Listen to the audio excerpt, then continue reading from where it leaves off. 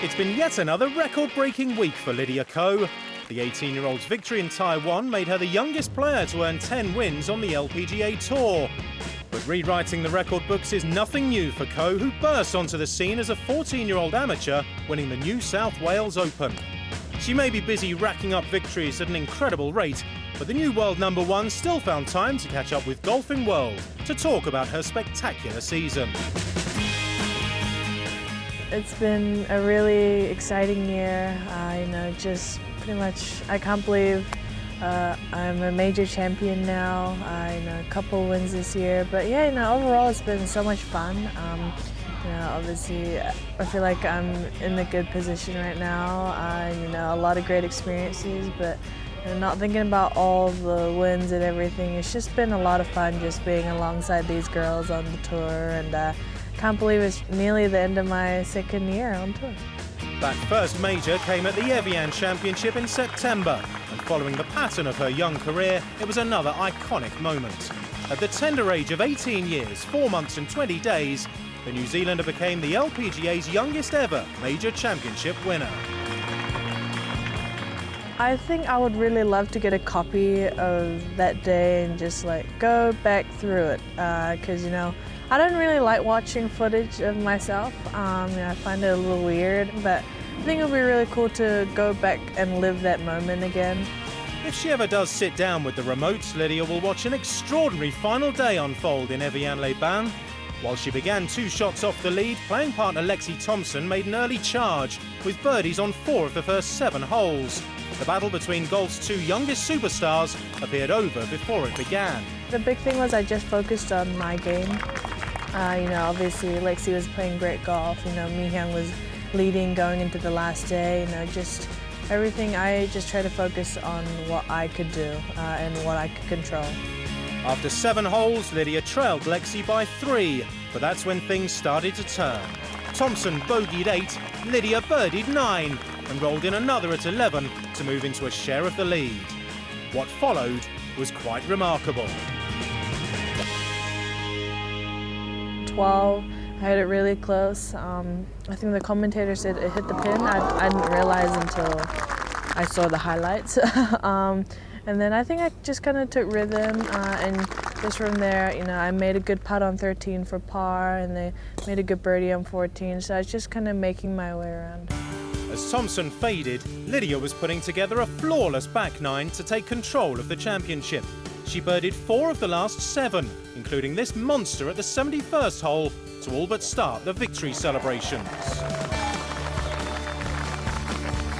I think Lexi left a little short on 17 with her putt, and that made me nervous because I was thinking, man, it must be slower than I think, and I just made it to the hole, so I was like, man, if I hadn't seen hers, how short would mine have been, And with her first major within reach, Lydia produced a grandstand finish at 18. Her 15-foot birdie putt, a fitting end to a bogey-free 63. Quite simply, one of the greatest final rounds in LPGA history. 18, Lexi said, hey, do you want me to go first? And you putt out, and said, I'm pretty sure I'm not going to make the putt, so I'll just mark it for what I have left. But it dropped, and I really didn't have that coming. If I was in that situation again, I probably would have done the same thing. I would have just gone. But yeah, no, it was special, and to be saturated in Evian water in the end, that was a pretty special moment too. Thanks to her record-breaking exploits, Lydia is already one of the most recognisable names in all of golf. But her unassuming nature means people sometimes struggle to match her face with the name. It's something the teenager found out herself during a recent round. I was playing with these people, and they said, hey, there's this girl that won the Evian Championship, and she's the youngest major winner. And I was like, yeah, that's me. Yeah, I did it kind of as a joke, and they're like, oh my God, are you serious? There are still serious prizes up for grabs as the season draws to a close, with the race to the CME Globe and Player of the Year award yet to be decided. But 2015 has already been an unqualified success. With a major and 4 other wins already secured, the big question now is whether she can finish the season at the top of the Rolex Rankings.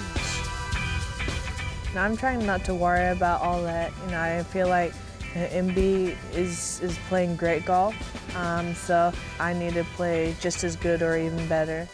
Lydia will also receive another much sought-after ticket thanks to her lofty world ranking, as the top 15 automatically qualify for next year's Olympics.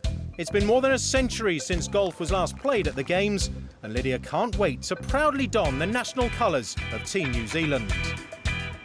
Since they announced that golf will be in the 2016 Rio Olympics, I said, hey, I want to get myself on that team. It's going to be an amazing week. It's going to be a huge week for golf. I think there's no reason why golf shouldn't be in the Olympics. To be able to showcase New Zealand and golf itself, I think it'll be a great experience to grow junior golf. The list of Lydia's accomplishments is already extraordinary. Youngest ever to win any pro event, youngest to reach #1 in the world, youngest winner of an LPGA event, and the youngest winner of an LPGA major. But when you make history, people's reactions these days tend to be, well, what's next? Expectation is if the better I play or the better one person plays, the expectation will grow. So it's part of it. It's like, if you play better, we get more media requests and more attention.